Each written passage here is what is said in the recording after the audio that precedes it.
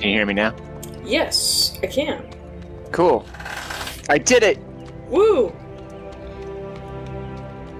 Okay, cool.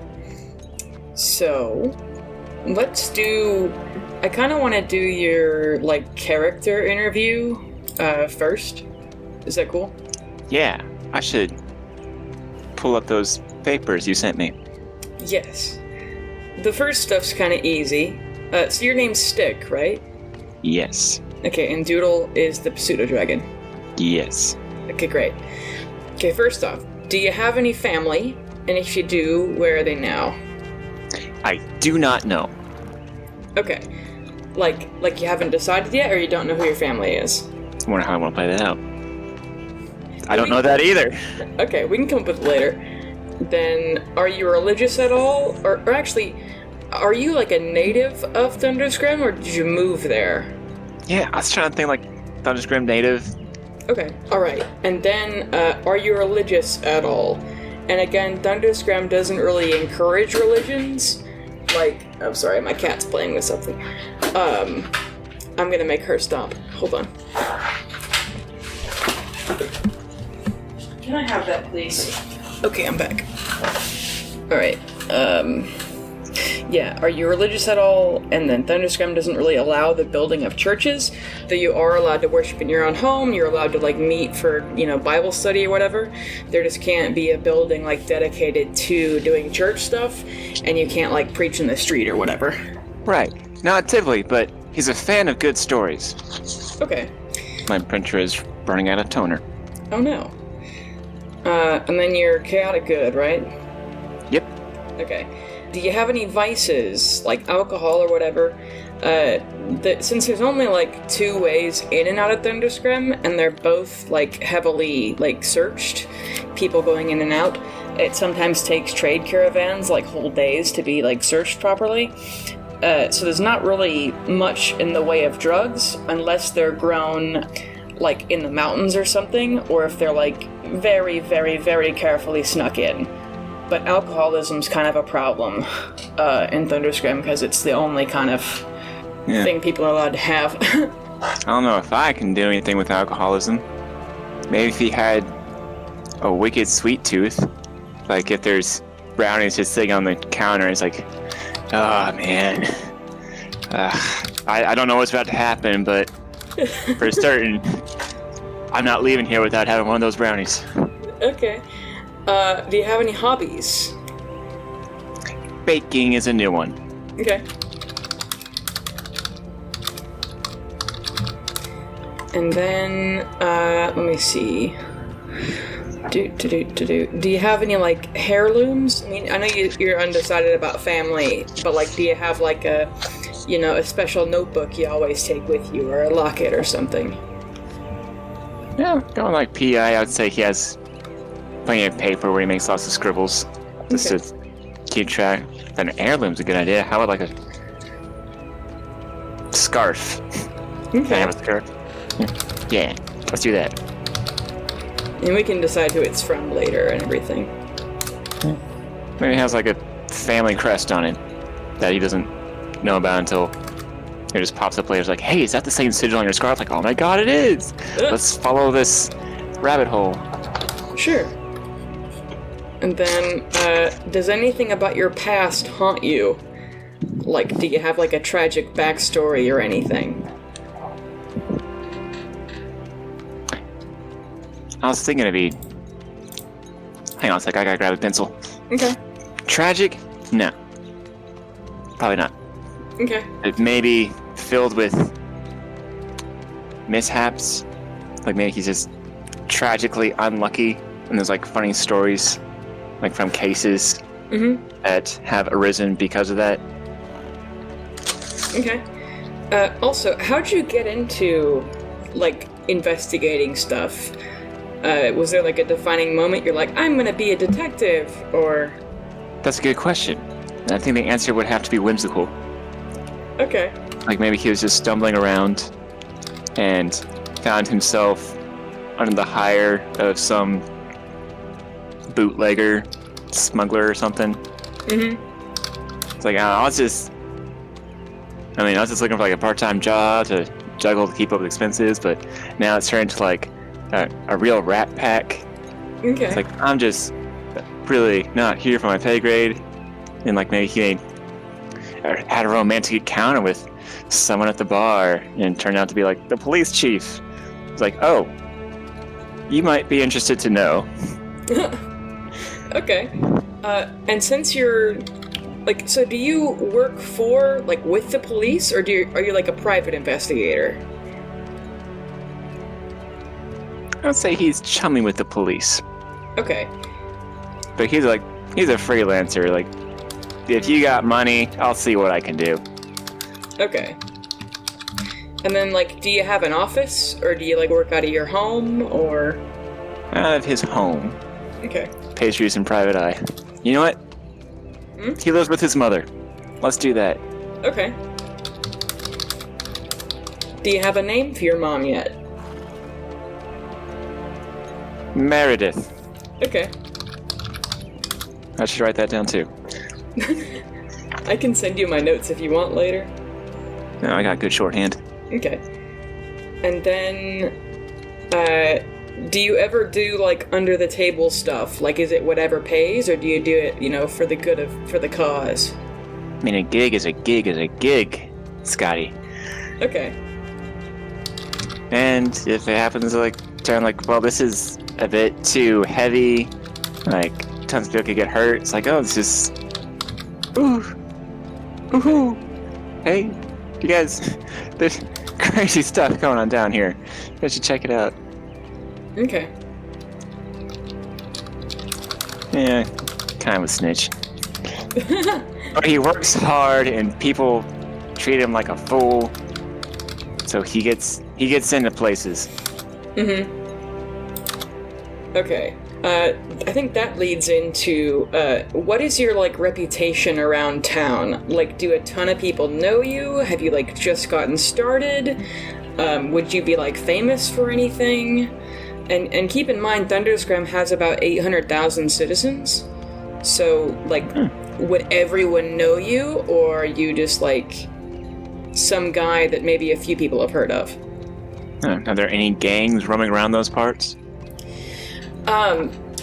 There's not really a whole lot of, like, gang stuff. The closest thing I would think of to being a gang is, like, do you remember me talking about Lord Jaegerin? No. Okay. So, Lord Jaegerin is one of the guys who banished Vecna about 13 years ago, and he also saved King Henry when he was, like, a baby. Like, saved his life from some other necromancer they were hunting, leading up to fighting Vecna.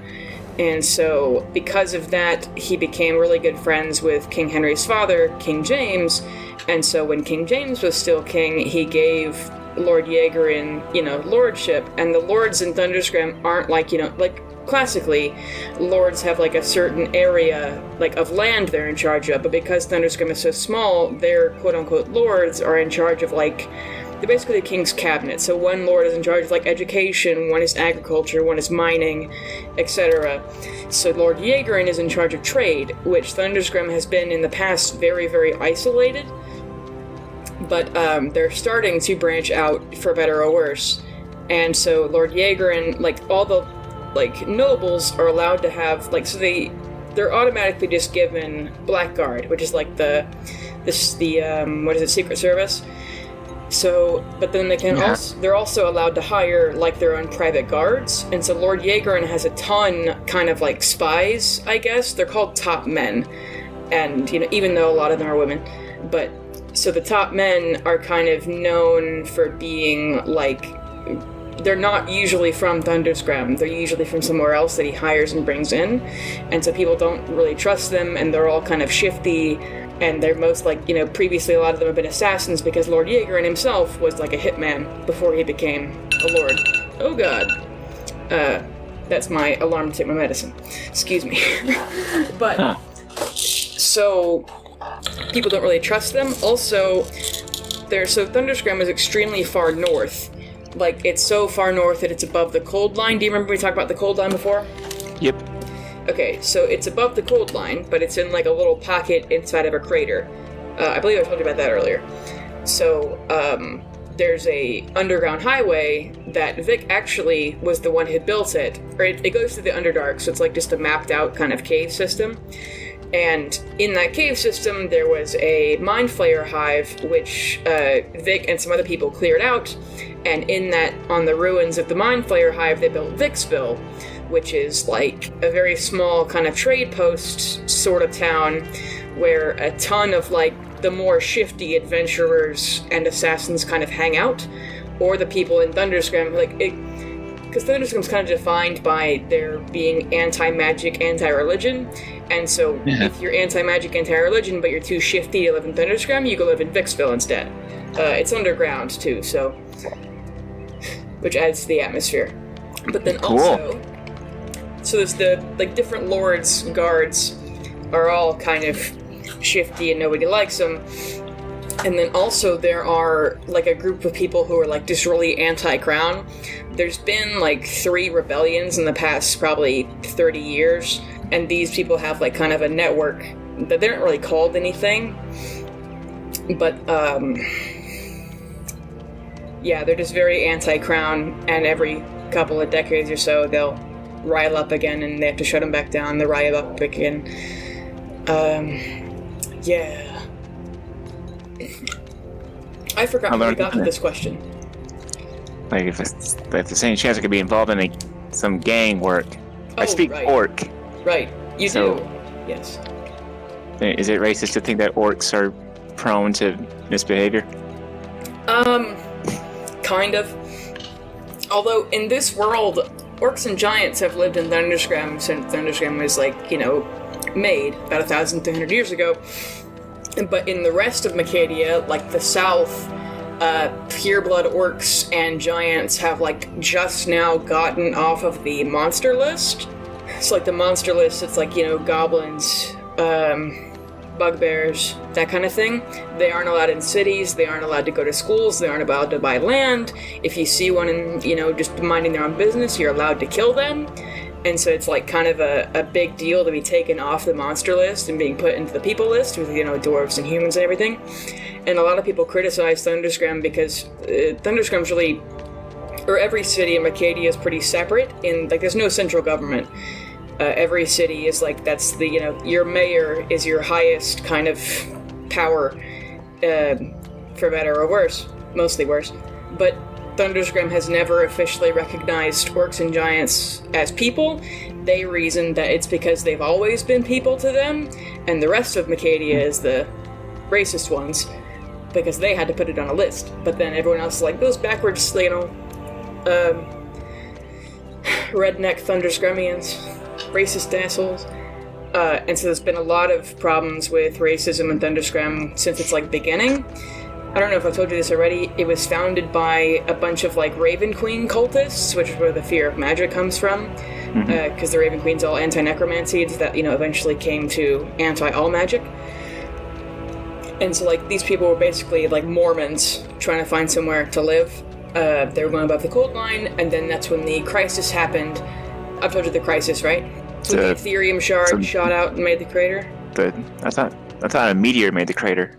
Well, okay, so, the Ethereum shard shot out of the beam and dumped everything in the material plane, and then it crash-landed into where Thundersgrem is, kind of surrounded by rock like a meteor. It's close enough.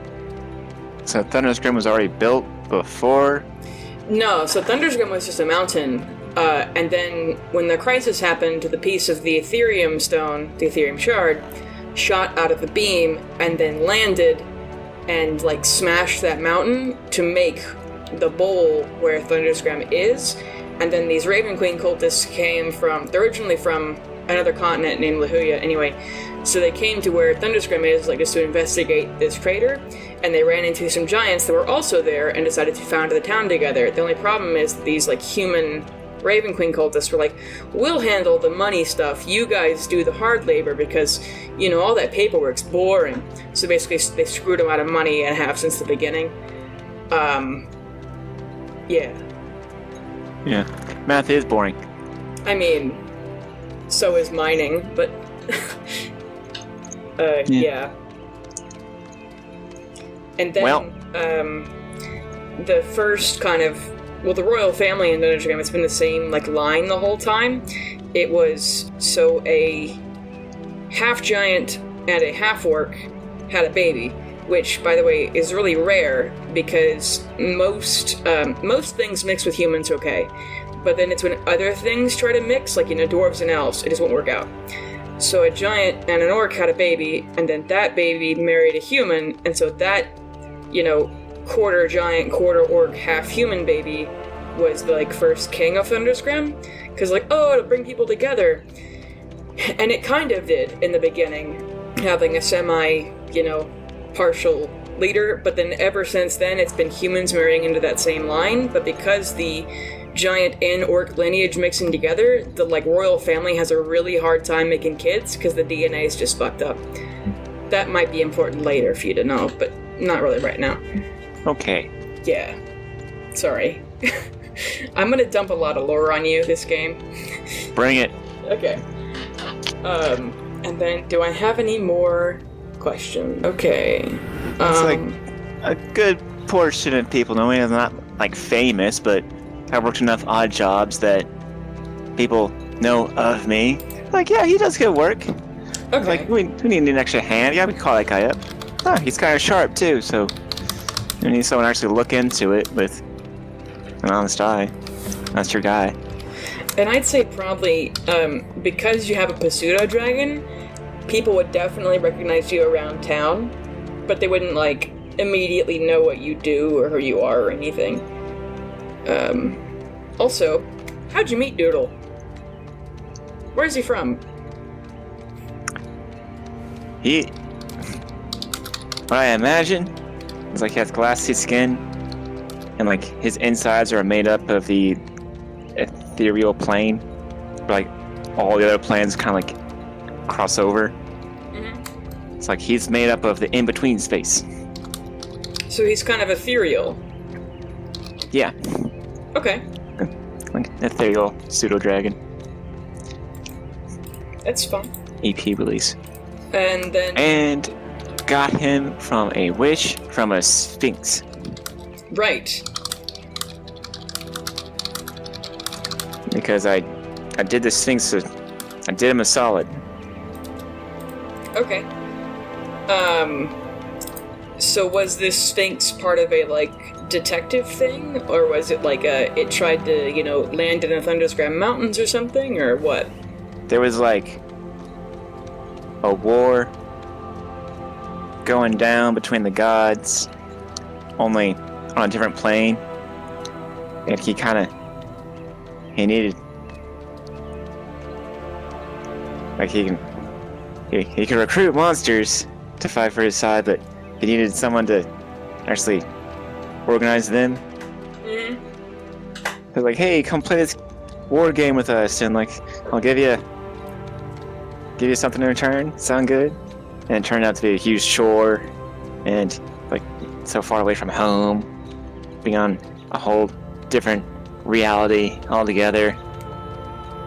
And the whole thing kind of he left his plane and then came back a moment later, but to him it was 5 years.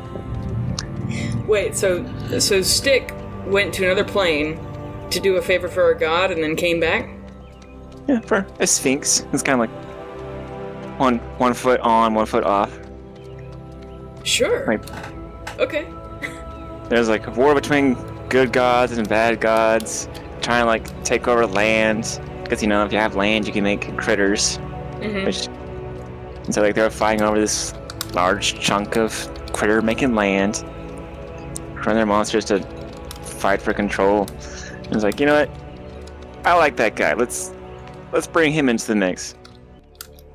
So then I was a steward to giant metal-plated beasts as right before they clash in the front lines. Okay. It's and when you hit that guy, make sure to do it really hard. Oh, you got it, coach. Nice. Do you mind, what if... And we don't have to do this if you don't mind, if you don't want to. But what if you don't remember very much about your little trip to help the Sphinx, and then we can, like, discover that later in the game? Or do you have an idea where you want it to go? No, that was just a general idea. I don't even have specifics from it. Okay. Yeah, maybe we can, like, you know, because I try to do, like, in between the kind of main story quests, I try to do backstory quests. Like, so in the Monday game, my sister's character, Leo, like, never knew his dad. But then come to find out that his dad is, like, you know, some crime boss in Stonegarden, which is, like, another city. And so, like, I try to do, like, backstory stuff like that for side quests. So maybe that'll be one of them, is you finding out what god you know, by way of the Sphinx served or something. Yeah. Is astral projection a thing? Yeah. Around here? Mm-hmm. Yeah, it's like... Maybe to him it's just a dream and then he woke up and had a pseudo-dragon pet. Like, that's weird. But maybe the silver cord took a while to, like, wind back up for his memories to be accessible to him. Mm-hmm. So, like, one night, as he was sleeping, he astrally projected. Sphinx was like, hey, please do me solid. Okay. We went and did this thing for 5 years. And then woke up, didn't remember a piece of it. Just had a pet dragon that seemed to really like him. And now it's, like, slowly coming back to him. Yeah, sure. There's some mechanics to it. Mm-hmm. Okay. And then... Let me see. How old are you? Human. Mm-hmm. You can go with 32. Has some life experience. Okay. Young enough to go clubbing. And it's not weird. Nice. And then in a little short story you sent me, I think you described what you looked like, but do you, want to make any changes to that, or...? No, how's the atmosphere in Thundersgrem, as far as skin tone? Is it like Himalayan where the sun's kind of right there? Yeah, a lot of folks are like Eskimo, kinda. But then there are people all from, you know, every ethnicity that have kind of, like, moved there over the years and then, like, you know, stayed. Or, you know, came and left or whatever. The world is actually incredibly small. And it's about, like, so when I drew my map, I was like, yeah, that sounds good. But then I realized, like, so I wanted every town to be, you know, a day's walk away. So, you know, every square on my continent map is 10 miles, which I'm like, oh, yeah, sure, that makes sense. But then I realized the entire quote-unquote continent is only, like, the size of Texas. Now, I could make it bigger, but that's a lot of empty space in between the towns then. And then so I, you know, kind of transposed it onto my world map, and I realized that the entire world is like the size of America, like with Alaska. So the world's incredibly small, so people move around and have moved around a lot. Like, the world's about 6,000 years old, so everything's pretty diverse at this point. So, it doesn't really matter. Yeah. Golden brown, sharp jaw, sharper nose, rounded ears. Okay. This is a boring human. Sounds good. And how do you usually dress? Is it like, you know, the classic trench coat and fedora, or what? No fedora, let's say shockingly bright blonde hair. That's Okay. kind of... that swoops in the wind like a Super Saiyan. Yeah, there's just constantly a fan blowing on your hair. There's always an invisible wind that just seems to follow him. Perfect. Perfect. Like a long leather trench coat, whatever. Like, it's cold up there, so he covers up. Mm-hmm. Black leather gloves. And then scarf. Yeah. What color's the scarf? Black and white. Okay. Alright. I think. Okay. And then, I don't know if you know enough about the, like, kind of current climate to have a real opinion on this or whatever. But how do you see the government? Or let me go lore dump on you again. Time out. Yeah. I need another Dr. Pepper. Okay. Okay, fire away. Okay. So Thundersgrem government is actually, like, semi-communist. So, about half the people, or more than half probably, 60 or 70%, like, work for the crown, either in the mines, or, like, farming, or in the guard. And if you work for the crown, like, your housing's paid for, food's paid for, clothes are paid for, your kids go to public school, and you get, like, a little bit of, like, walking around money, medical care is free or whatever. But then you also have the option of, like, owning your own business or working for somebody who owns their own business. And in that case, like, you have to provide, like, your own housing, clothes, etc., etc. You can still go to, like, the state school and everything, and the state hospital, and it's, like, a small fee, but it's, like, not nearly as much as it would be in the rest of kind of Acadia. There's not a whole lot of, like, rampant crime in Thundersgrem, because there aren't really anybody, like, there's no homeless people, because if you need a job, the government will find you something to do, even if it's, like, chasing birds out of the fields. Like, they'll find you some dumb shit to do to make sure you're employed, for, better or worse.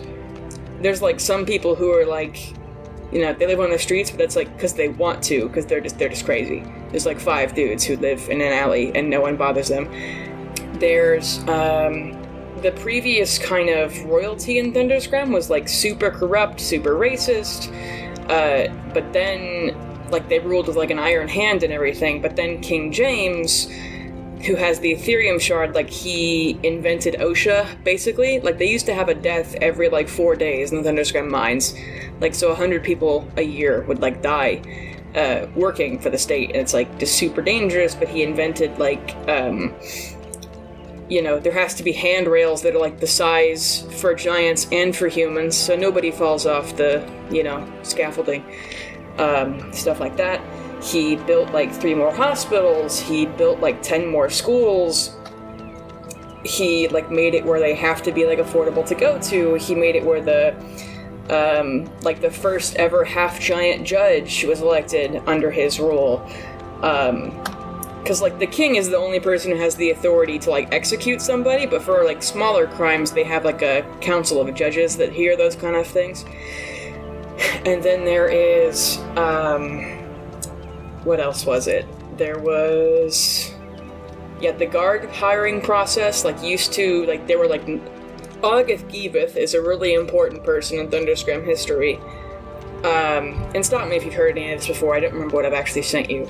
So Augith is a half-giant who was the first ever half-giant to be on the Black Guard, and so he became King James's, like, he'd, like, guard his bedroom at night, and so they became friends, and eventually lovers. And that worked out because King James's wife, Queen Christine, was also a lesbian, so it worked out. And then their kid is, of course, King Henry. And then so when they realized that King James had the Ethereum shard inside of him, the wizards who were, like, studying it, because they thought it was in his mom at first. And so... Yep. Yeah, they kidnapped him, basically, but then, because of a, like, previous rebellion that Augith had helped in, so he was, like, a traitor, and they found out about it. So he'd been exiled. But then when he heard that King James had been kidnapped, he went and rescued him. Like, he spent, so the wizards that kidnapped King James put Thundersgrem in, like, a time bubble. So it was cut off from the rest of the world for, like, 30 years. And so when 30 years passed in the rest of the world, only, like, 30 days passed for Thundersgrem.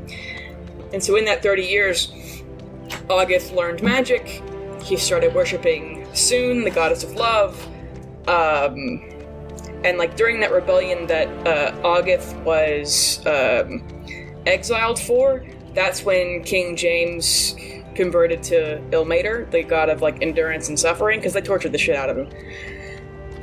And so, during those 30 years, Augith learned magic, found King James, brought him back to Thundersgrem, ended the time bubble, etc. So August is like one of the most powerful magic users on the planet, and he's allowed to do magic with Thundersgrem because of King James.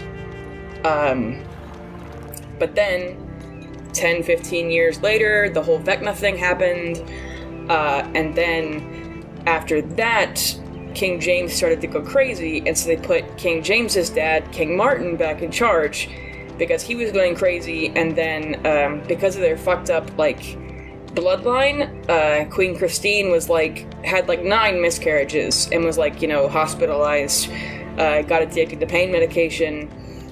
So they put King Martin back in charge. Now, King Martin's a total fucking asshole. And so, have I also explained the Red Death to you yet? The disease, the Red Death. Disease, well, I can't have pets, except for Doodle. Exactly. Okay, so then the Red Death happened, there was like a famine, and like King Henry got sick and everything, and so the people were like blaming all of this on Martin, like saying like he's just taking over, he's like, using magic to make, King James go crazy, he's trying to kill King Henry, trying to kill Queen Christine, and like, so then they had a rebellion, they kidnapped King James because they thought like his madness was magical somehow, but then they realized it wasn't, and they were like, ah, shit, we just kidnapped King James for no reason. And so Lord Yegrin, again, to the rescue, went and bartered for King James's life, and in exchange they had to execute King Martin. And King Henry had to, King Henry's first act as king was to execute his own grandfather. Whoops. But cool. So, a lot of people don't trust the crown anymore because they've been so fucked up in the past, but then King James was like so great that some people see that as like a turning point. Like, because of King James, King Henry will also be good, but then some people are like, King James was an exception, not the turning point. So I said all that to say, what is your kind of opinion of the government? Do you like the crown? Do you like King Henry? Or do you have any more questions before you kind of make that decision? I don't know. But government's like a chandelier inside my mansion. A mansion being the world. Well, Wait, what? It's like Thundersgrem is like my house, and wherever government is ruling over, it's like the chandelier. And so looking up at it, it's like, yeah, it's a little gaudy, but I can see its function. I mean, it keeps the lights on, so I'm for it. Okay. I think that's the end of my interview, finally. Do you have any more questions or anything you'd like to add that I didn't cover? Or anything else you just want me to know that I can work in later? How do you play? Okay. We'll get into that. Alright, so I have a kind of short little mission planned just for you. Let me move some tabs over so I don't click on the wrong thing the whole time. Okay, great. So, the way you play is you wake up in your little house, you hear your mom downstairs, she's making coffee for breakfast or whatever. Actually, there isn't coffee. It's a thing called caffeine root. Looks like ginger, but it's like black and kind of sticky, but you brew it just like coffee. It's day 397. In this world, there aren't new months. They just count by, like, plantings, which is about every 100 days, so there's 4 plantings, etc. There's 400 days in a year, so it's day 397. Plans for the Mechanist Festival, which is like New Year's, are starting to be made. You start to see decorations around town, which in Thundersgrem they're sparing, but there's, you'll see a flyer for, make sure you come out for the Mechanist Day Festival, ooh!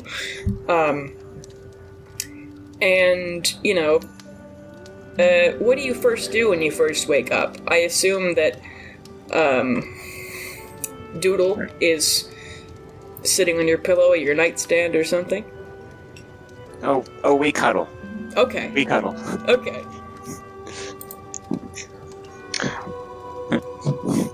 I push him aside. I swing my legs to the side of the bed. I stand up. Is the floor there? Yes. Alright, then I stand up. And just because you can decide this, what does your bedroom look like? I'm gonna say my house is like 3 rooms. there's like one bedroom upstairs, but my mom has that one, and the house is most like a open concept area with like a large kitchen and like a bar and like a place to meet and greet people towards the front. And there's like a large pantry, like a really large pantry. They store all the stuff, and I have a bed in there, which is where I sleep. You sleep in the pantry? Yeah, but I mean, it's a nice pantry. Okay. Need a midnight snack? Don't have to do a whole lot of effort. Are there bathrooms in this world? I usually just pretend that it doesn't happen unless it's good for the plot. So yeah, you can have a bathroom in your house. It's like, shall we just the unabridged version? Wait, what? You know, the unabridged version where like step by step, you do human things like eat. Oh, I mean, fucking, if you want to. Alright, I'll skip over that. Okay. Yeah, go to the kitchen and grab my mom. Hi, Ma. Yeah, she's Meredith, right? Yeah, but I call What her did Ma. Oh, okay, yeah. What does your mom look like? What's her kind of temperament? For some reason, she's a redhead. Okay. And she always talks about how dumb and silly redheads are. He's like, alright, not touching that one. Just gonna let it go by. Wait, so Pale skin. she's a redhead and talks shit about redheads? Yep, Okay. seems fitting. Not curly, but wavy hair. Surprisingly pale skin. Pear-shaped. Wears furs. Like, Okay. too many furs. She is a walking hairball. Yeah. What does your mom do for a living? Oh, she's the one that actually bakes and sells pastries. Okay. That's right. Right. I'm the one that's trying to learn. And does she have a bakery, or does she work for another baker in town? I'd say she's well known, at least in the immediate neighborhood, for scones, danishes, pies, kolaches, croissants, profiteroles, Mm-hmm. cupcakes. Great. And you know what? I haven't had my own recipe for cupcakes. Exploding cupcakes. Because I learned from a disaster, but I wrote that down. Mm-hmm. Did not tweak the recipe. So now I make exploding cupcakes. Do they explode when you eat them? How do they work? Because you could put a couple exploding cupcakes in your inventory if you can give me stats for them. I'd say they explode on hard impact. So like if someone actually catches it, then like no go. But like if it hits the ground at their feet, then yeah, that's gonna cause a wave of force to emit from it. Okay. Yeah. Put like, 5 exploding cupcakes in your inventory. Let's say, what did we say your attack modifier was? Okay. Let's say they're a DC 14 dex save to dodge them. Like when you throw one, the person you're attacking has to make a dexterity saving throw. So you roll a d20, and then you add your dexterity save, and then if they are above it, then they only take half damage. And let's make the damage a 2d6. So, yeah. And when you say how to play, how much do you know? Is it nothing at all? Because I don't want to explain stuff to you that you, I don't want to be repetitive with that. Nothing. Okay. We'll get into some dice rolling here in a minute. Also, how long can you play for tonight? Just so I know how to, time stuff. I do have work in the morning. Mm-hmm. I am kind of tired, but I can go till 10. Okay. Okay. So, and then what kind of temperament is your mom? Is she, sweet, or is she, angry? Or somewhere in the middle? just so I can act her out, because I play every character that isn't you. Can you say passively funny without knowing it? Okay. She wakes you up and she says, you slept late. Long night doing detective work there? Sleuth? She's trying to make fun of you, but it's not really sinking in. Yep. Found old man Jenkins' scarf. Wrapped right around his head. Okay. For your first roll ever, you have dice, right? Or do you want to use the virtual dice? I have dice. Okay. So take the d20. You know which one that is? Uh-huh. Okay. You're gonna make me a perception check. So roll a d20, and then it should be in the little wisdom section of your character sheet, perception. I believe you have a +6. So whatever you get on the dice, then +6. 13 plus 6. It's 19. 19. You easily see on the, kitchen counter, your mom has picked up 2 newspapers this morning. One is The Rock, which is the newspaper published by the Crown, and one is The Claw, which is a anti-Crown kind of private newspaper. Both of these have the same headline, they're like, different font, different writers, everything. And you have heard about this event because it only happened, like, the day before. You heard about it, but this is the first, news story. There are 50 dead in a cave-in. And that's, that news has been around town. Like, the cave-in shook the whole town. But, which newspaper do you read? The pro-Crown one or the anti-Crown one? I pick up the paper that says The Rock on it.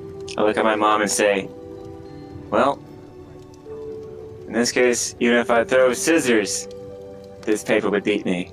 Yes. Ma! Your mom... Even if I throw scissors, this paper would beat me. She nods her head and says, do you want sugar or what? Like holding the coffee cup. She's too used to your shit. Enough sugar so I have to chew it. Okay. She pours it in for you, makes you a cup. So you've picked up the the newspaper written by the Crown, which is, The Rock. Do you read this one? Yes. Okay. Cover to cover, if possible. Cool. Yeah, so in this kind of headline news story, you learned there are 50 dead in a cave-in. And Lord Fyra D'Angelo is the, Lord of Mining. And so, this whole news story kind of talks about how he, used nitroglycerin in the, blast mining, and this newspaper claims that they interviewed King Henry, and he said that Fyra D'Angelo asked him, several times if they could start to use nitroglycerin, which, King Henry has, proof of, that he wrote, he has it in writing that he said it was too dangerous. And, so they're probably going to execute Fyra D'Angelo, the Lord of Mining. And also, there were 3 people who helped the Red Guard track down the, supplier of the nitroglycerin and the guy who actually, pushed the button to explode and killed those 50 people. It was a half-elf, a half-giant, and what they're calling a robot, which you've never heard of before. By the way, these are the other player characters. The half-elf is no longer with us, but the half-giant and the robot you'll meet probably next week. The newspaper didn't actually get an interview with them because both of them got disappearing disease. Do you know what disappearing disease is? A narrative hack? Yes. So they both got disappearing disease, and so they're unable to interview. But the newspaper promises that they will interview them as soon as possible. Because they didn't even get their names, and the Red Guard won't tell them, for HIPAA laws, I guess. But, so they don't know what this other person is, but the, reporter describes it as a strange, plate mail with, there's no way, like, based on the knees and the elbows, they must be like a quad amputee or something, or it must be some kind of magic. But, you know, since this is a pro-Crown newspaper, it's like maybe this person is like you know, maybe this particular magic isn't bad if they're helping us. Maybe. But then it, like, kind of low-key warns, don't use magic in the city. You know this. You live here. So these individuals found the guy that blew up the cave with people inside it. Yes. It also talks about, like, the rescue efforts, how, like, King James made up, like, a protocol for when there is cave-ins. Like, they have, like, a rescue team on standby who immediately rushed in, and that's how they're able to save a lot more. Because there are thousands of people who work in the mines every day, mining mithril and steel and silver and what the fuck ever else. I don't know how geology works. I don't know if you can find all those in the same place. Whatever. Mithril's not even real, so fuck it. And so, yeah, so they were able to, like, use the protocol that King James made to save a lot of people. There were also some, like, you know, the kind of new hospitals they built have, like, a trauma team that's kind of new, specifically for, like, you know, being crushed, those kind of injuries. Okay. So this guy that blew it up, he's been caught or executed? He has been caught, and they will probably execute him next week. They're gonna have, like, a hearing and a trial and what the fuck ever else. And am I the kind of guy that could have a few words with him? It's like I like things that blow up. He knows how things can blow up. I mean, he's in prison right now. Well, I might. Nitroglycerin is outlawed, but it is proven to have some explosive potential. I mean, just look at how many people it killed on accident. Mm-hmm. Imagine if you actually wanted it to do something harmful. Yes. Anyway, that's why it's out. So yeah, my thinker is ticking. It's like, should I lean that way? Do I really want to get involved there? I'm at least curious about it. Okay. I'm saying these things out loud to myself as I read it. Your mom looks to you and says, "Don't get any ideas," like motioning to your exploding cupcakes. I'm sorry, Ma! She's like, "I can only get so many new ovens, Stick, okay?" Alright, so about this time, you hear a knock on your front door. Yep. Alright. Doodle, can you get that? I would, but this paper's heavy. Yeah, Doodle flies off your shoulder, kind of flipping you on the ear with his wing as he kind of, like, you know when, like, parrots fly, like, just a little bit, like, they flap their wings super, super fast? He does that and lands and, you know, pulls the latch on the door open. And standing outside is a Red Guard, one of the police. It's someone you've talked to before. I need a name for them, because I just realized that I didn't have one. Excuse me. Pulling up the name generator. Sven. Sven, that's fine. So Sergeant Sven is at your door, and he's, like, takes a little bit of a step back at the semi-ethereal dragon opening the door, but then he kind of looks at you across your open floor plan house, and he says, "Hey, Stick, are you busy?" No, not at all. Want to come in and have a drink? We're just getting started. He kind of awkwardly looks at your mom, but then steps in and then closes the door behind him, careful not to put the catch the dragon tail in the door. Catches the dragon. Catches the dragon tail in the door? Like, you know when, like, you're trying to make sure a cat doesn't escape? He's trying to not let Doodle out. My God, don't worry. He won't bite. He doesn't have a mouth. This does not put Sven at ease, but whatever. He walks in and your mom makes him some coffee. Your mom's kind of like, is this like a business thing? Do I need to leave you two boys alone for your little job? What kind of house call is this, Sven? He says, yeah, we've got, well, since your success with the other kind of mithril things, we were looking to see if you could, come on for one more. We've had another break-in at the lockup. Well, let's go ahead and assume you'll make it worth my while. You red guys have always been good to me. Sure, I have nothing planned today. Let's go on an adventure. Okay. I'm a little too excited about this. Sure. Do you want to make... I'm anticipating that they get to let me interview the guy that blew stuff up. I was like, man, I hope I get some contacts. You might. So, I want you to make me an insight check. Insight is to see, like, if you can perceive, like, what kind of, facial expression he has, or if he's lying or something. Okay. +6 to a d20? Yeah. That's all of your skill checks and saves are the d20. Most things are a d20, but then usually just like damage are the smaller dices. So I got 10. That's 10. Total.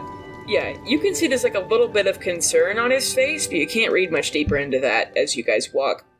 Yeah, I mean, people died. It's fine. I'm sure he's well put out. Yeah, all of the, like, kind of flags around town, there aren't many, but there's, like, one on the castle and one on, like, the guard posts, the, like, kind of police, like, guard shacks have flags, and they've put out the Thundersgrem flag's usually white with, like, a gray circle with a wyvern skull viewed from down, like, the top in the center. Usually the background is white, but today it is black. In, like, mourning, That makes sense. Yeah. And there's even, like, if people have, like, a black shirt, they might hang it outside their window or something. Like, it's all kind of the entire town's feeling the, struggle. And my cat has just torn a poster off my wall. Excuse me. Alright, great.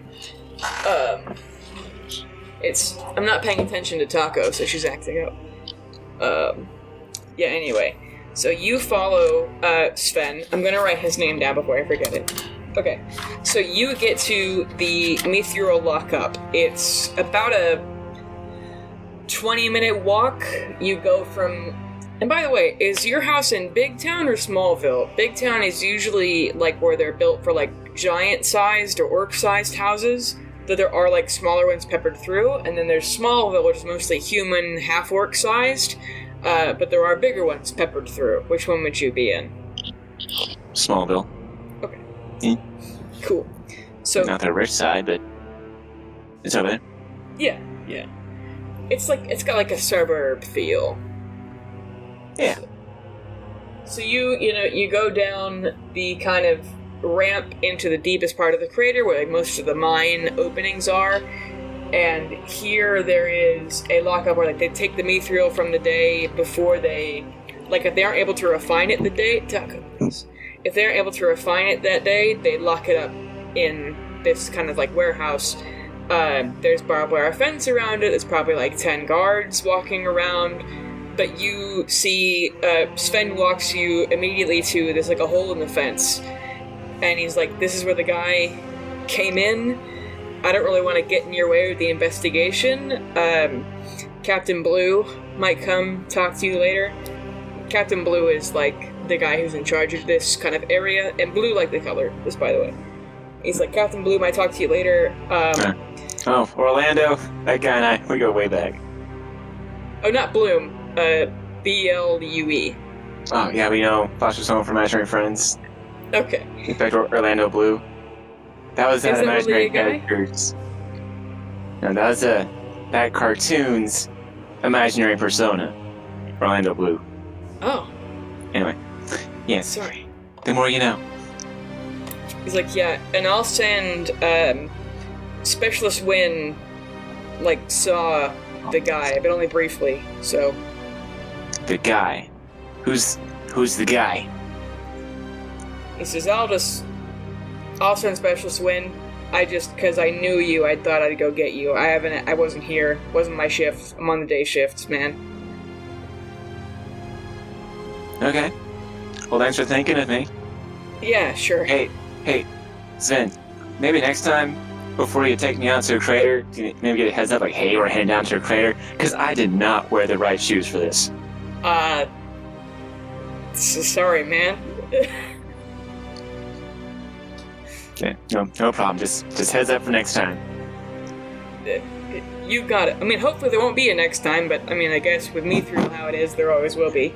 Yeah. The next time you have a rampant arsonist, just think of my shoes for God's sake. Okay, what shoes are you wearing? Are you in your house slippers still? Let's say I got a pair of like hiking boots and like a pair of nice sort of leather, like a little bit more thinner for like city slicking. Okay. I was like, yep, wrong shoes. I mean, the crater was made 1,300 years ago, so it's fairly like level and stuff, and you're in kind of I mean, it kind of feels like a construction zone, so yeah, I guess you are wearing the wrong shoes, but yeah, okay, yeah. It's gravel around this small lockup warehouse thing. Yeah, trying to come off as pretentious. Oh, okay. Yeah, do you want to make another insight check? Yep. 16 total. A 16. You can see that he does think you are a little pretentious. He rolls his eyes a little. Good. Okay. I'll keep us from getting too chummy. Okay, yeah. Keep this professional. Yeah. Alright, so he kind of leads you to it to do your investigating. So in front of you, there's the kind of like hole cut in the fence. There's about 10 or so feet between the fence and the building where there's a door. And this building is like made of metal. Do you want to make me an investigation or a perception check? Either one? Oh, let's go with perception. 22. A 22. Yeah, you can see that the, like, way that the fence was cut was something that, like, it wasn't like a, with a laser or anything. It was like what are those? Like, bolt cutters. And it was done probably pretty fast because, like, they're, like, rough. Like, it wasn't like a careful snip. It was like, to get in here.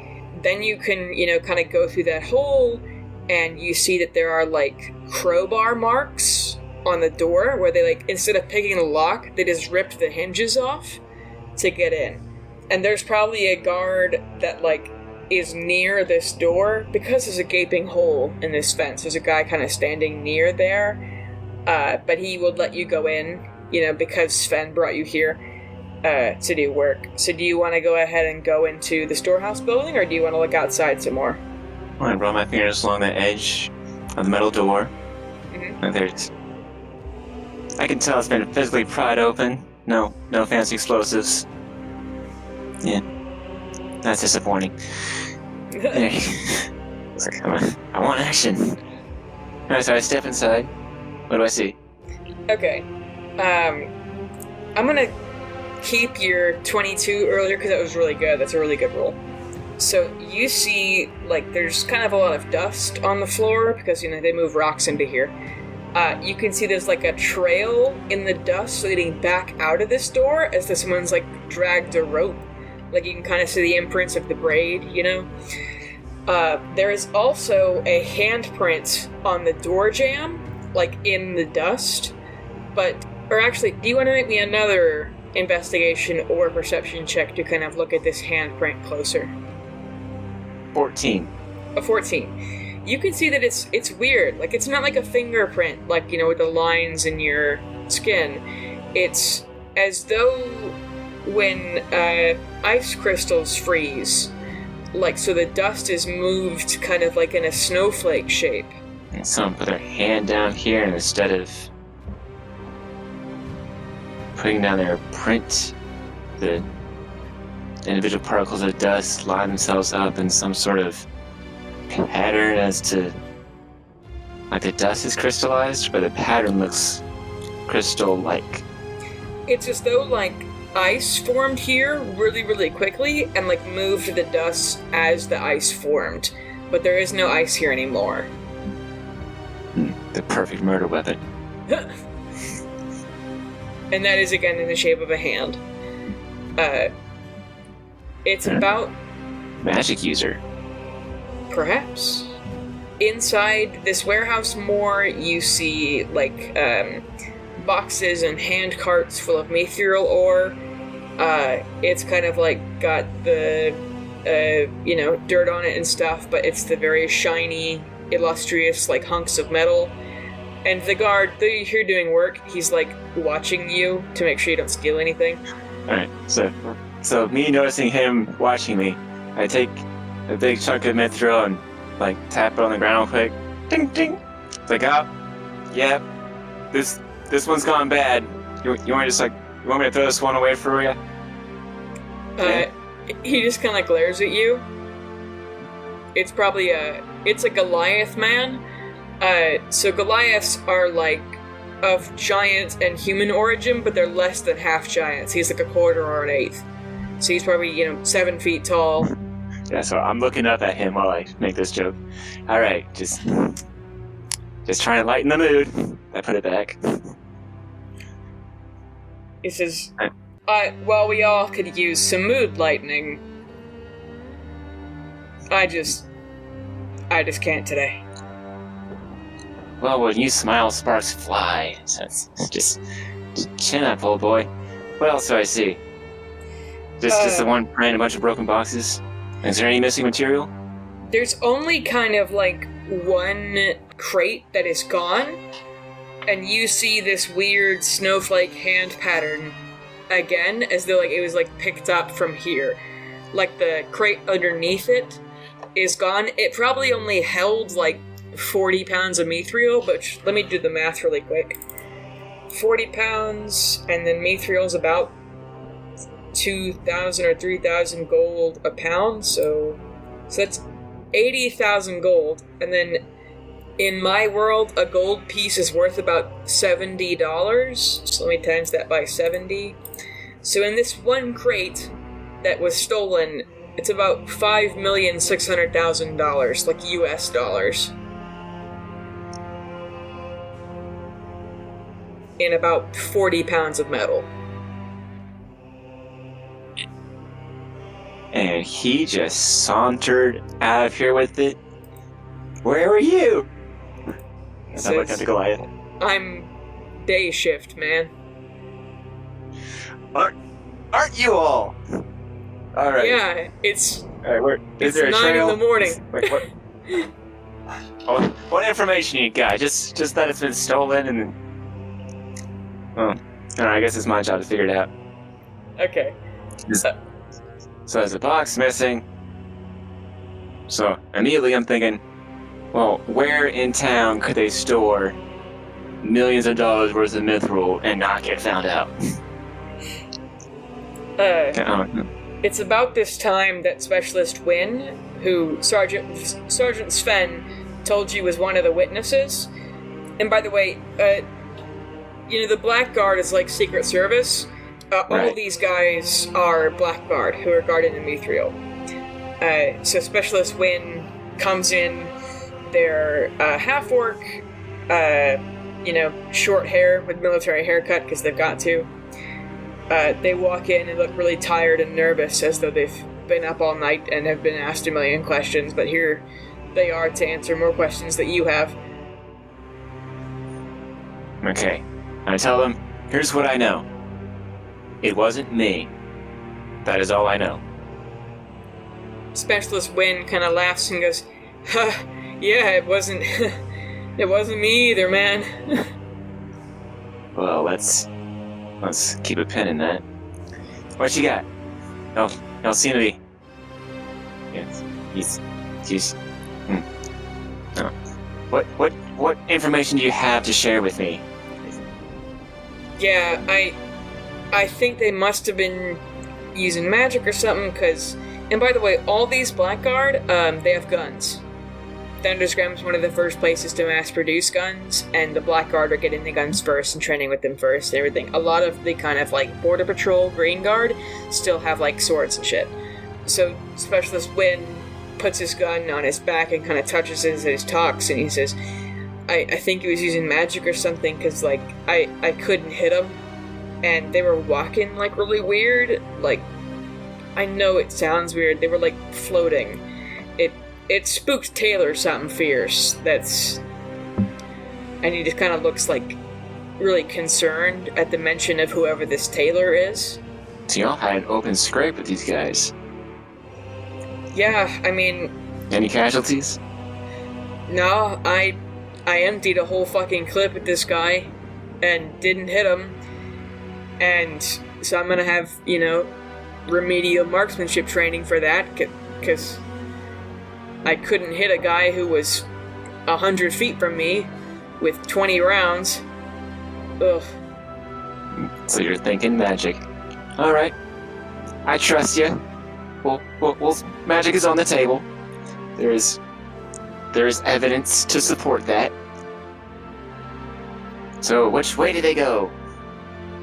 Yeah, he kind of, points up, I guess if you're there, he kind of, points to a, elevator, because the way the crater goes, it's, a long slope, but then when it reaches the back, it's, a sharp up. It probably goes, I have to look at my map more closely, because I drew, elevation lines and everything. It goes up, 800 feet, just like a cliff, where, the kind of mine entrances are. Mm-hmm. So I should have explained that earlier. I should really send you a picture of my Thundersgrem map, because it'll probably set the scene a lot more. So the city layout is something I would know. Yeah, definitely. So anyway, there's an 800-foot cliff, probably a quarter mile from where you are, down in this kind of pit/slope crater thing. Alright, so where did y'all lose him? Yeah, I mean, he went up the elevator and then, or he went towards the elevator, because, I guess that's how he escaped, unless he went into one of the mines, or, I tried to run after him, but I lost him. Taylor fucking fainted, dude. I don't know what's wrong with him. Can't stand the sight of blood? Or he didn't bleed. I couldn't hit the guy. Neither could Taylor. Yeah. It was so weird. I fucking hate magic so much. Yeah, it's not fair to us normal people. Or are we the weird ones? I can't tell. Those people that aren't like us, yeah. Forget those guys. Make a persuasion check. With only half. Okay, you know how it sounds like running out of ink, right? So I'm trying to find out what persuasion is. Oh, there it is. 13. A 13. Yeah. Let me see what kind of mood this guy's in. Okay. So, even with a 13, this guy kind of squints at you, but doesn't say anything. So, unless you ask a more specific question, that's really all the information he has. What do you want to do next? The kind of leads you have are up the elevator. Yes, ask them. What? Who's in charge of the case? In charge of the case,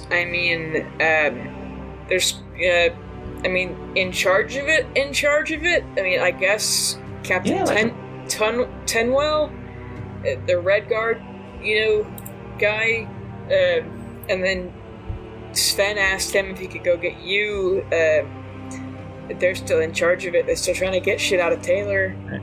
So the blue guy, who do I talk to if I find something out? Oh, probably, you mean if you find who the culprit is, or? Yeah, if I find anything out, who would I share that information with? I guess, Lady Hillis. Lady Hillis is the Red Guard general. I'm so glad that is the case. Or I guess it'd be General Hillis, whatever. But saying that there's all that can be snooped has been snooped, I make my way back home for an early lunch. Okay, yeah. Your mom is making wyvern stew. You just... Well, She really likes that trick, doesn't she? Yeah, make that one dish. Oh. It's like, yeah, I'm gonna have it for lunch and then put the rest of it in pies or something. Simmer it down. Alright, so if I have a map of Thundersgrem,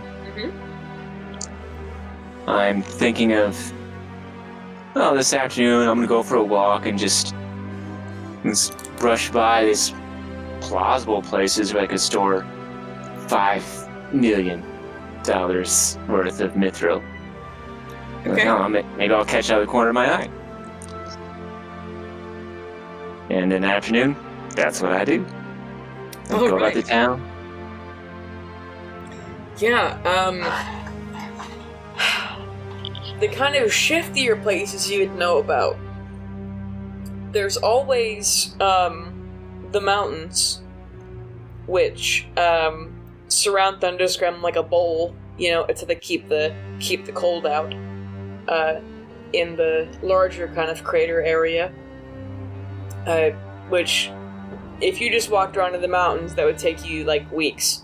So maybe you're not going to do that, but I guess on the kind of outskirts of Smallville, there are, some government housing, apartments, which, again, is, a really low crime rate in Thundersgrem, because people don't really need to steal to survive. The welfare program's really robust, even though truth be told, the country does not have very much money. They're kind of scraping by with mithril sales and pretending like it's not a problem, though it might be one day if the population keeps growing. That's 800,000 people. Super big town, so I'm probably not gonna sweep all of it in one day. And now we're dealing with magic users, so they're probably not locals. Where am I gonna find these guys? Do you want to make me a history check? 12. A 12. When you're kind of thinking of leads, you remember that Specialist Wynn, the one witness, mentioned another witness named Specialist Taylor several times. Yeah, I think normal me would have noticed that. Specialist Taylor, so that's the guy I gotta talk to. Yeah. Perhaps. What do you do to find out where he is? Or where she is, I'm sorry. Specialist Taylor, who is one of the Reds? One of the Red Guard? She's one of the Black Guard who was guarding the, Mithril warehouse. Oh. And they weren't in that... Specialist Taylor wasn't in, the initial defeated group that I was talking to? No, you spoke to Specialist Wynn, who was there, shot at them, didn't hit them. He mentioned that it spooked Taylor something fierce. Oh, yeah. I assumed they were, in a pack, and Taylor was, in the back. Alright, well, I'm gonna find this Taylor guy. I, go to their corporate office, or the police station. Yeah. Or if you go back to somewhere, and then you mention Specialist Taylor, make me a persuasion check to see how readily somebody tells you. Persuasion. 11. An 11. You have to do some tough talking. Come on, guys. You have to do some tough talking, but eventually, you mentioned Sven, you mentioned talking to Win already, then they eventually Look, guys, you asked for my help. Right. If you want my help, you gotta help me find the guy that's actually seen stuff, right? Come on. Don't make me point the A's to the B's. You eventually find out that Specialist Taylor has been checked into the mental hospital in town, but they won't tell you much more than that. They're going to say you just need to talk to Taylor yourself. Oh. I love that place. That's where I grew up. Thank you. In the mental hospital. Okay. So you go to the mental hospital. This hospital was actually built, so in the 30 years that August spent looking for King James and worshipping soon, gaining more power and magic and everything, about year 10 he kind of gave up. And so he started building mental hospitals, like, because Thundersgrem and aesthetics are seen as wasteful, he's like, well, what about inner beauty? I can deal with that. And so as he worshipped Soon more by, pursuing inner beauty, she gave him more power. So he built a bunch of mental hospitals. There are probably, I think there's 6 in all of Macadia now, that he's built since he rescued James, and a couple of them are built before. So they're kind of like Soon Ilmater combo things, except this one's run by the state because it's Thundersgrem and it has to. But the other kind of hospitals that he's built in Macadia are generally like run by / partially funded by either worshippers of Soon or worshippers of Ilmater. Because most people who worship Ilmater are like, they have been tortured or they've seen torture, other kinds of like suffering. So most Ilmatari like have PTSD. And so in exchange for the Soon people like building these hospitals... People that like jogging, right. Huh? The kinds of people that like jogging. Yeah. So self-torture. In exchange for building these hospitals, the Ilmatari usually guard Soon temples, because, worshippers of Soon are Instagram models. So they aren't known for fighting exactly. So because of August and King James's relationship, Soon and Ilmater folks get along a lot more than most followers of different gods usually would. Anyway, so this is in this hospital. Let's kind of fast track you getting to there. The hospital nurses, when you say you're on official business, they eventually let you in and everything. You get to Taylor's room. They look kind of like high, as though they've been put on some kind of sedative, but they are awake and are picking at some kind of sandwich as it's around lunchtime. Well, how about they're having? So I asked them to inquire, what is there a tailor around here? Which room? Oh, yeah. Are you asking a nurse this, or are you asking Taylor this? No, Taylor is there? Yes. So some nurse brings you into Specialist Taylor's room. They're wearing right now the clothes they wear under their armor. Specialist Taylor has black hair, kind of darker skin, and is kind of just sitting back, picking at this sandwich with wide eyes, as though they're stoned, I guess. Okay. I walk up right next to him, pull out my pencil, and just start poking him a little bit. Like, hey, you okay? She looks up at you, slowly, and kind of, their whole body moves with you poking them with the pen. And she says, "Are you here about the robbery?"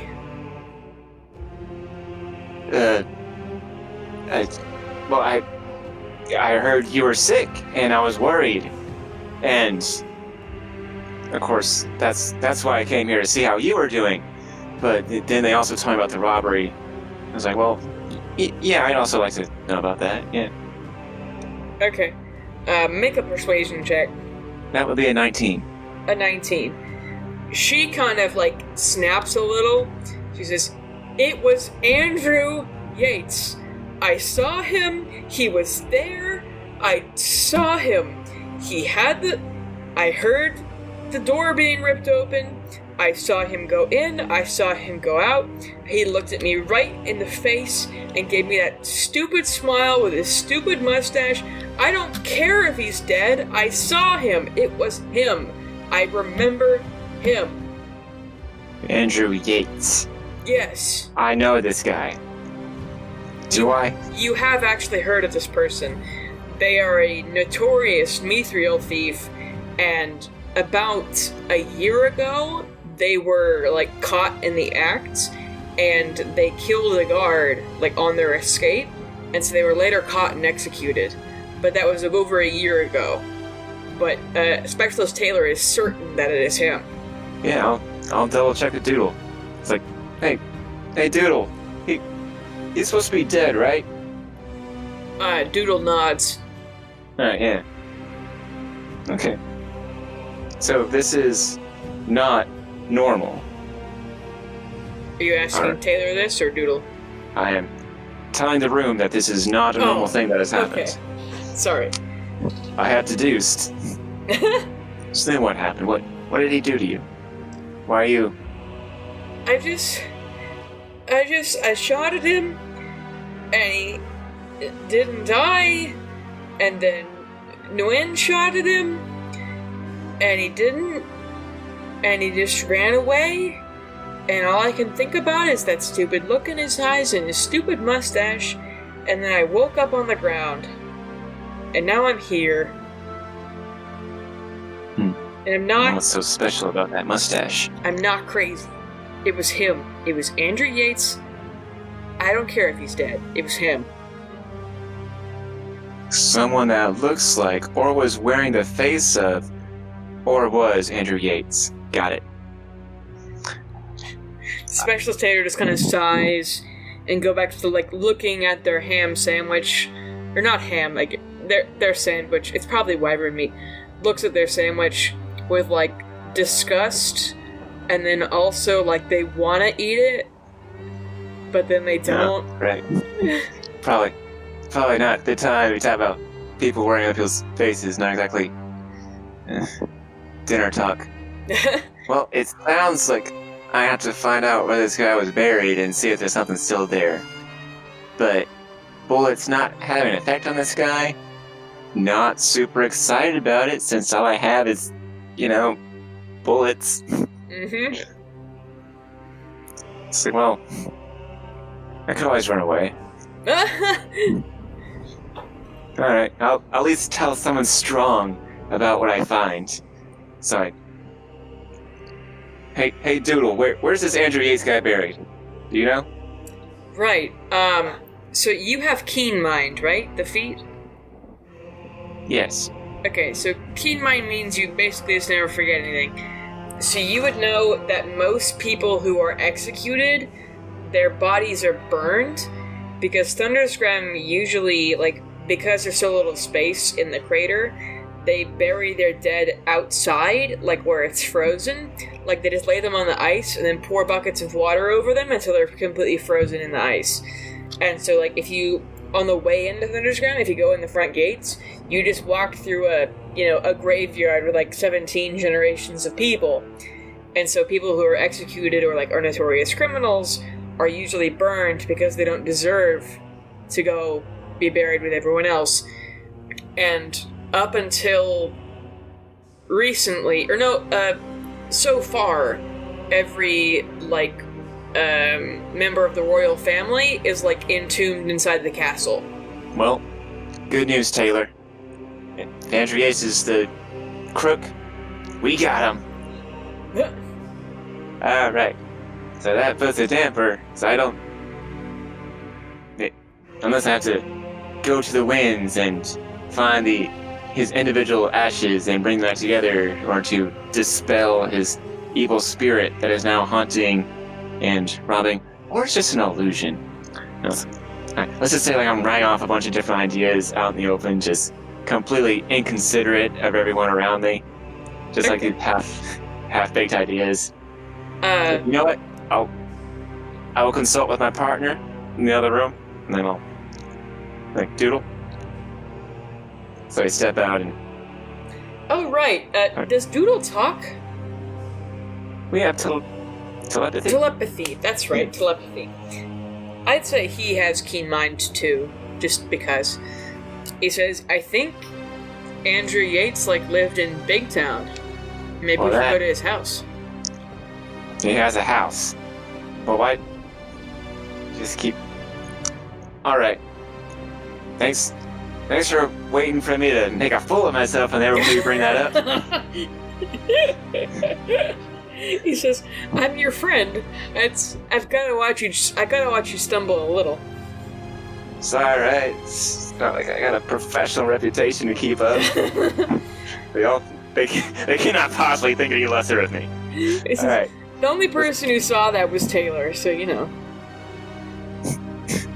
Alright. And she'll probably forget. Or I ought to give I ought to give Doodle like the only person who saw was Taylor, like a dumbass voice like that. Like real dark, kind of like a serious cop. Like, I'm a man on a mission.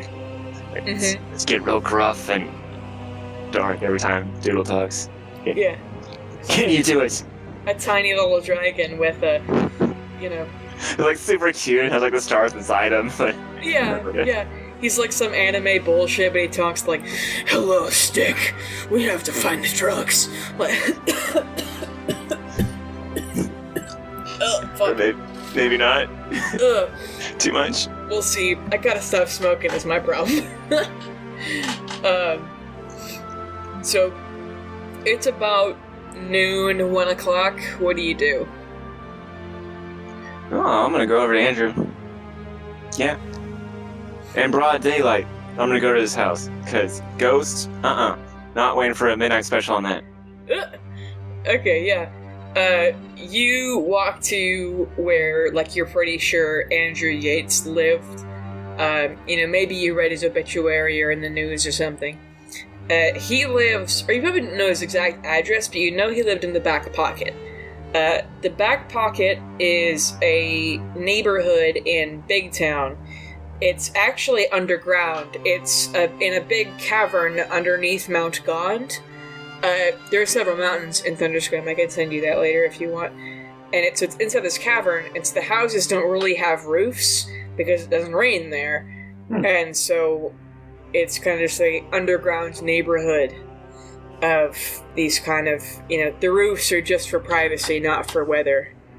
And you eventually go, do you ask around? You have a map, but it still wouldn't show like every address or who lives there. But what do you do to try to find his place? I think I know he lives in this general area, but I don't have his exact address. Alright, well first I go to some shopkeeper, maybe buy a little doodle, or just like a small knick-knack. Like, oh yeah, by the way, have you seen Andrew Yates around here recently? Andrew Yates? Yeah, the guy owes me like five gold. I'm afraid you're out of luck, man. Andrew Yates is dead. Well, he got away with it, didn't he? What? Oh, we got away with your money. Yeah, okay. looks like I'm out 5 gold. That's rough. Well, you know what? I bet he kept it at his house. Do you know where he used to live? Yeah, it was under, it's funny enough, it's actually under Konomi Tower. Konomi Tower is, like, built into the back wall of this cavern. It's kind of famous because in the rebellion where afterwards, like, when King James was kidnapped and they had to, like, kill King Martin to appease the people, this is where they took King James and held him, like, hostage. And so when King James tried to escape, he jumped out of the 6th floor window of this place. So that's what it's kind of famous for, is that it almost killed King James. So it's kind of near there. Andrew Yates, somewhere in the basement of a tower. Or nah, his house is... It's that one... it's painted white, which is dumb as hell, gets dirty instantly. That's the only reason why I remember it, but it's the White House near there. Well, alright. Thank you very much. Thanks for the chapstick. Yeah, it's some convenience store or something. I don't fucking know. Yeah. Don't worry, I don't need to know your name. Yeah, just you buy like a fantasy Coke or something. Yeah. So I walk over, to the base of the tower, and look for a White House. Do I see anything like it? Yeah, you pretty easily find this house that's painted white. It's made of stone, like most of the houses here, although you see a family of half-giants, or there's a half-giant man sitting on the kind of like, it's not a porch exactly, because it's not really a roof, but it's like a deck, I guess, like a stone deck. It's somewhere where you put a rocking chair and read the newspaper outside. You feel me? Yep. And there's a half-giant man sitting there, and he's talking to a human woman while some Goliath kids, like, play ball in the... There's not really a front yard because there's no grass because it's dark in here. Well, there's, like, torches and shit. Candles, whatever. Candelabras. Yeah, and these Super decadent. These quarter giant kids look like they're probably 10 each, but they're already like 6 feet tall. I can take him. Like, no, I don't get involved. Okay. Where's his house? Like, they're playing this on the lawn? It's not really a lawn. It's like the area before it turns into the street. It's just like dirt and stone, but they're playing ball outside. Yeah. As you come closer, you can kind of see that the half-giant man is reading the Claw newspaper, which is the anti-crown one. Yeah. Oh man, I wish I studied. Cause I could make small talk about it with him. Oh. Do I still have that paper? Can I give it a quick brush over?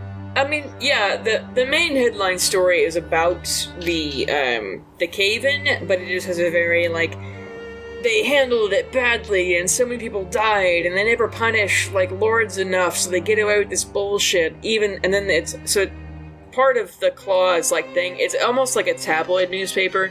Like, there are some, like, good articles in it. I can give you, like, an in-depth, because I think last Friday, we went into, like, I gave them probably too much on the newspaper, but it's like, I've dumped so much lore on you already, you know? Unless you want it, I'll just send it to you later. But it's alright, I have keen mind, I'll get it. Yeah. It's anyway. Almost like a tabloid newspaper, so...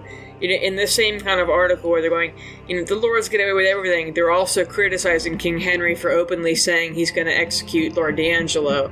So it's like a back and forth cognitive dissonance thing. So it's like, that's the dog chasing its own tail, so... I'm gonna walk up to the guy and start making small talk about that cave-in. It's like, I see you're reading the Claw, crazy about that cave-in, right?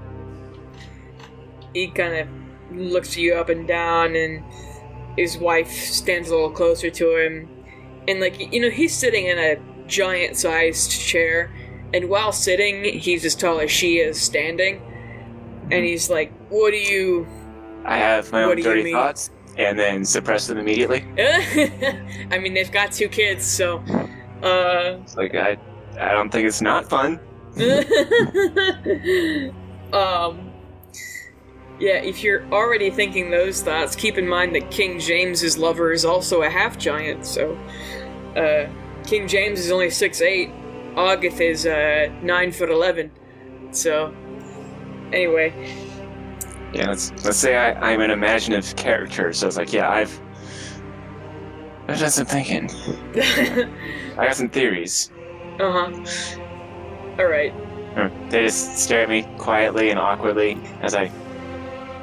Or the man, when you ask him, you know, how about that cave-in, he goes, what about it? Tragic, isn't it? So many died. He says, by next month, they're gonna stop talking about it, and no one's gonna give a shit about us again. Okay, good chat. I turn around and go, like, alright, he's being confrontational. He's stonewalling me. Yeah. You get the idea, like, this neighborhood, most of it is, like, government housing, like people who work in the mines and stuff. It's probably like, you know, these people stay off or something. And so you get the idea that because Andrew Yates died a year ago, they've reassigned this house to these people.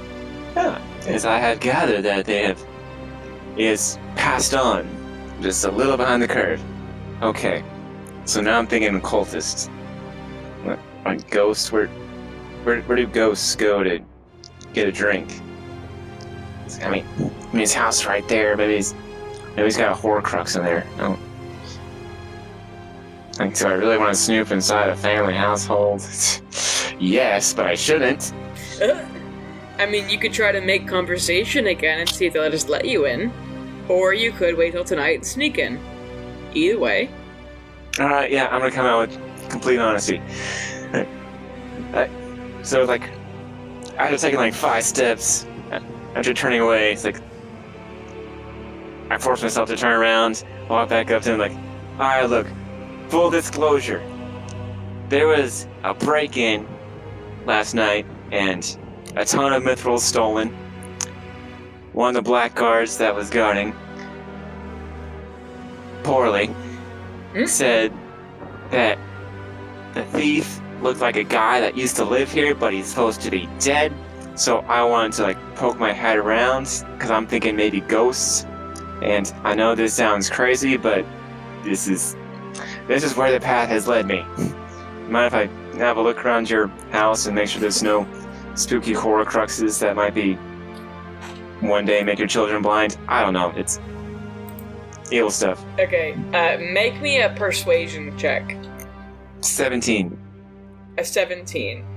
They look at each other, and the wife kind of looks at the husband and says, normally, I would say no, absolutely not, because fuck the police.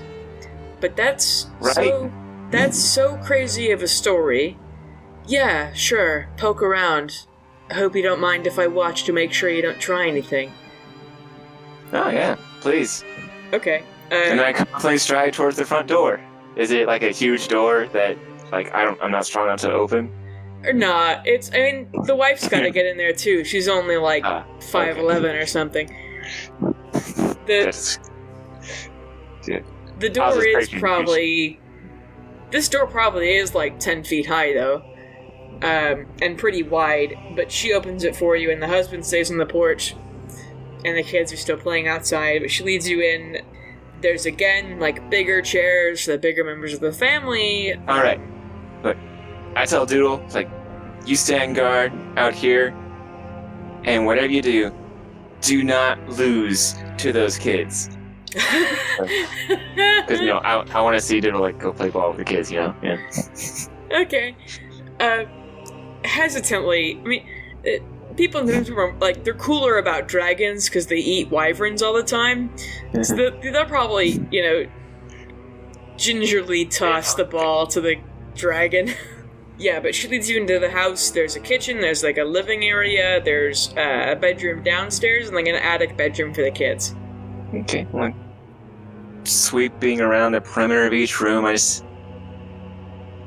look around, try to, like, smell for anything super natural. I don't know, do I have any sort of senses that could, like, pick that up? Because I'm thinking ghosts. You want to make me an investigation check? 21. A 21. Yeah, you don't really find anything supernatural, but in the attic bedroom, you find, like, you don't know how the family has missed this long. You notice one of the boards in the wall is loose, and you open it, and there's a journal inside. I was half expecting to say, yeah, there's a whole satanic altar up here. No. Oh, we never noticed that before. The candles are still lit, people. Alright. No, loose board. journal. Okay. Yeah. Okay, I put my fingers in there, like, Miss, I see what's in there. Hidden compartment? Yeah, you pull it out, and there's a journal. A journal with Yates written on the cover. Alright, well that's Wait, is it his story or his diary? You know what? Not the right questions. Yeah, I start pouring through it. Okay. I leaf through it. You find a lot of charts of, like, numbers and figures, probably with money. You realize that Yates was trying to start an ice fishing business on the Yegan Sea. It's a giant, like, Lake Michigan-sized lake to the north of Thundersgrem, so it's all frozen. He was tired of working in the mine, getting thousands of dollars to the crown a day while he got a gold a day as pay, but he needed the funds to start his own business, and he mathed out that it would take him, like, 15 years to save enough for the investment, so he stole mithril. He didn't want the crown to find out that he had all this money, so he went and he hid all the supplies he was gathering to start his fishing business up in a shack in the mountains up on Mount Dunateus. Well, that sounds like the next objective. Okay. And so let's assume that at this point I changed into my hiking boot shoes. Sure, yeah. Alright. So, you arrive.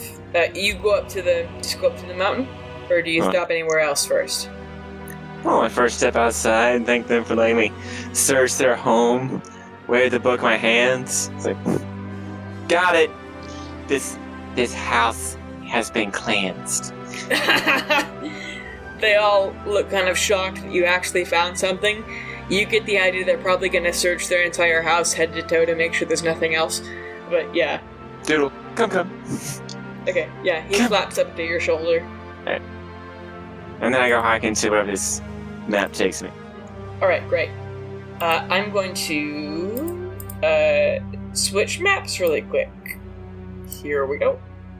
Can you see the new map? Yes. The one with dead rats in it? Yeah.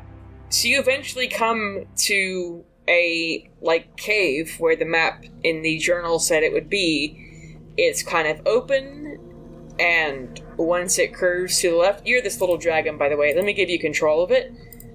You can actually move it by yourself now. You just click and drag to wherever you want it to go. Yeah, there you go.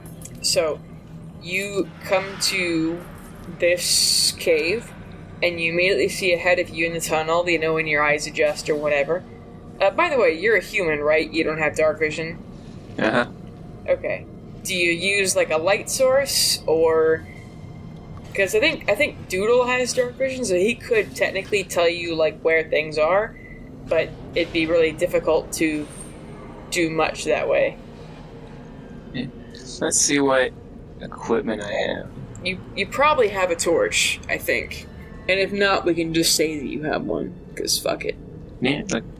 There's hiked all the way up here to Spring's-Camp and grabbed a branch. Yeah, fuck it. You light a torch. And continue. Well, I carry some supplies around. Yeah. Yeah, I light a torch. And then I see this box with a red X on it. I was like, alright, found the treasure. That is actually a door. Sorry. That is a door. Okay. Yes. It's a door, you get to it, and it looks broken, but it's pushed in a way where you don't think you could open it. But there are, to the right and left, 2 more paths. And just pretend you don't see the stuff that's beyond, please. Okay. There is a way to cover it with this website, but I haven't figured out how to do it yet, so which way do you go?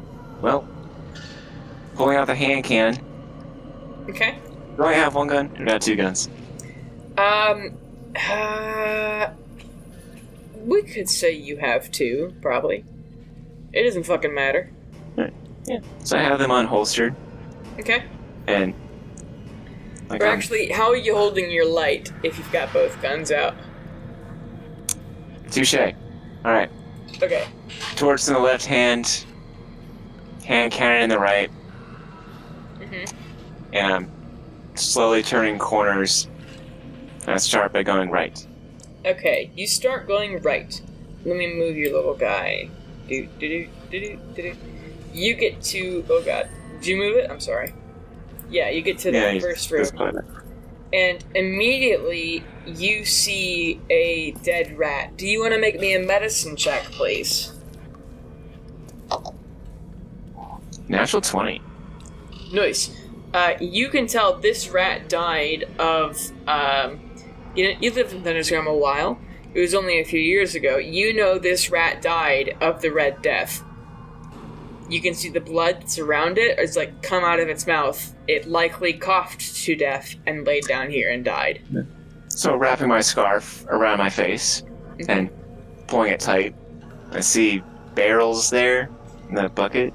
Yeah, there are a stack of barrels and then another one, and then this here. When you want to point out something, if you click and hold, it'll make a little circle. Yeah, okay. So this right here is another door, and it is closed. Okay, but knock on those barrels first. Are they hollow? Is there something in there? Yeah, make me an investigation check. 21.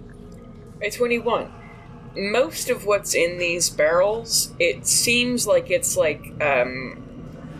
if you pop one open, they're full of salt.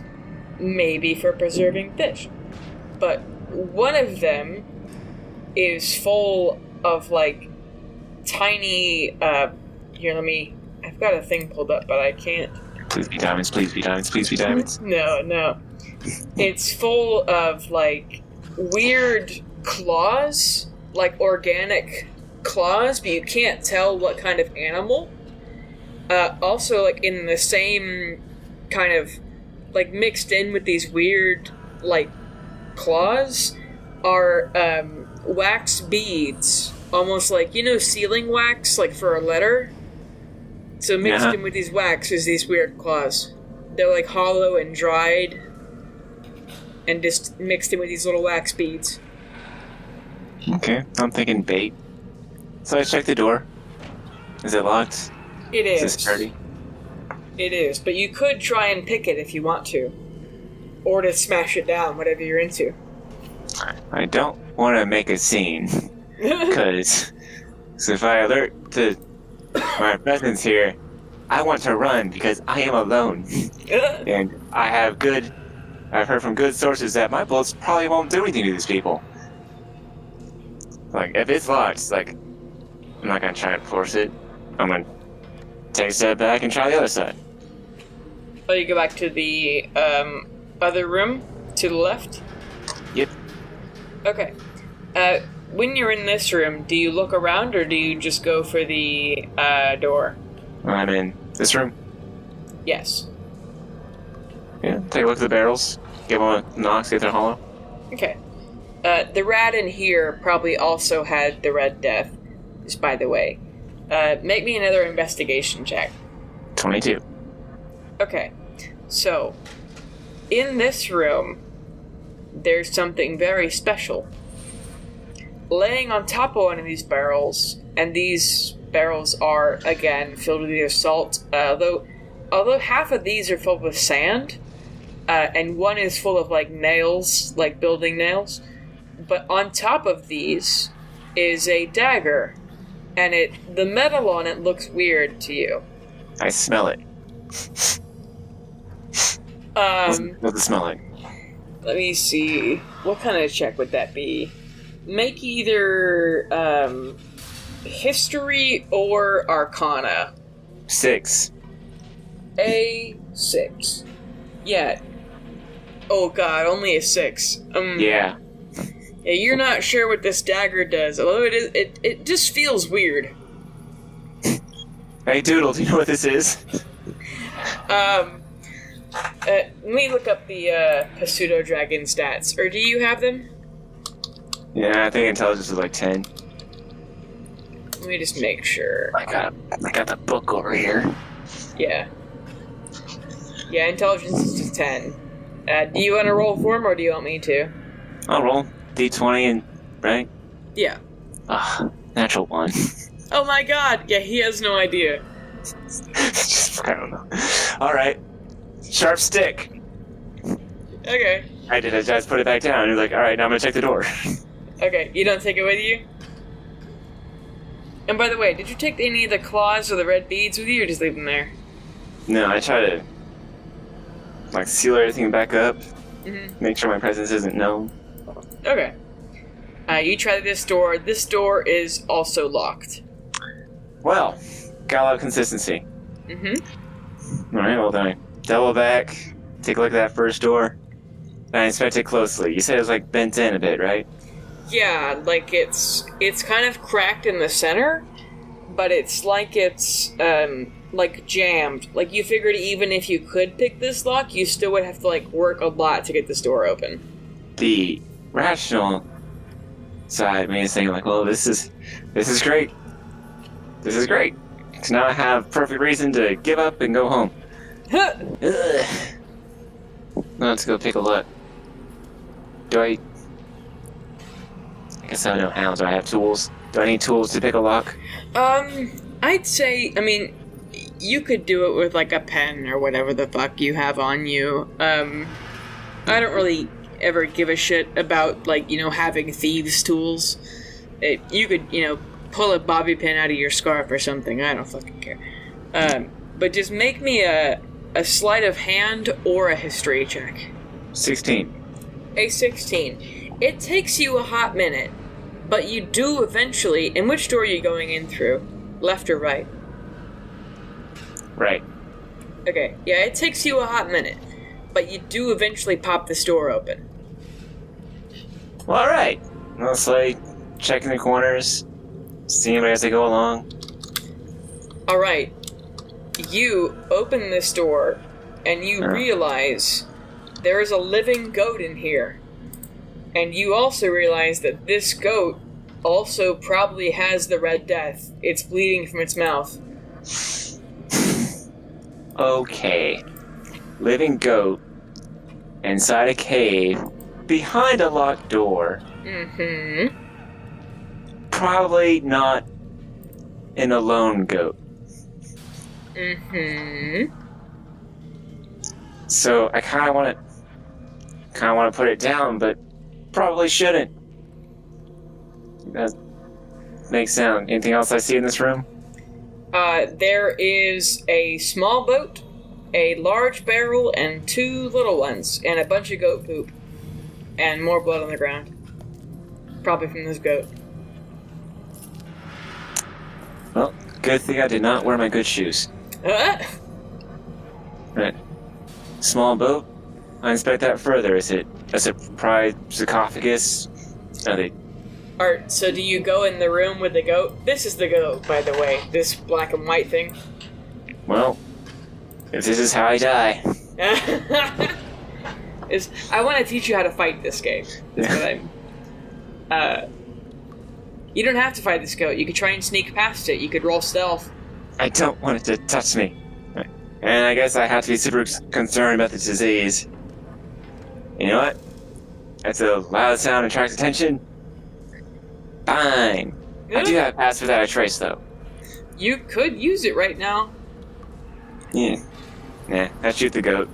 Okay. Roll the initiative. Roll initiative and you will get a... Let's see if you hit first, because if you hit it, it's basically gonna die. So roll me an attack. So what you do is you roll a d20, and then your attack modifier is 6. And if you beat the goat's armor class, the AC, then you will have hit the goat. Natural 1. No, really? First strike ever. Oh, no! Okay. And I shoot myself and die. No. Roll me another d20. Natural 20. What the hell? You're kidding. So I use the other gun. Okay, yeah, so what happens is, you hold out your one pistol, you know? And you can see, oh god, I forgot to load it. So you quickly switch to your other gun that you did load, and you fire. Now, roll me another attack. So a d20, and then add 6. 20. Aftermath. Okay, 20. So you hit. So now, roll me 2d6, and then add 3 to that. 2d6? Mm-hmm. And add 3? Mm-hmm. 21. You one-shot this goat beautifully. Blood, bones, spew everywhere. The goat goes, and then it dies. Well, I don't want to put it up. Alright. It happened. I tightened my scarf. I came prepared. Yeah. Okay, so this goat's dead. What do? I stand very still for a hot minute and just listen to see if anything's coming. Okay. Make me a perception check. 21. At 21, you hear a... Nope, I leave. I'm gone. I walk at a brisk pace out of this place. Okay. I'm not gonna fight something that somebody already said their bullets don't work on. Okay. Do you want to call it here for tonight and we'll continue next time, or do you want to keep going? Nope, I have left the cave. Okay. Or yeah, you said you had to go at 10, right? Yeah, I should get to bed at a decent time. Okay. So work is hard. we'll continue this next time, or if you want to, we can finish this sometime this weekend or next week. That way you'll be kind of done with this when you meet the other players. Yeah. That's funny. You just nope the fuck out of there. That's hilarious. I love that. I'm not a hero. I'm a sleuth. Yeah. Jesus. Yeah. Perfect. All right. So, well, it's fun having you. Likewise. This is great. I'm glad we got to this bit. I hope you had a good time and didn't mind me just dumping information on you. Sorry, again. I'll try and memorize it all. Don't worry about it. Don't worry about it.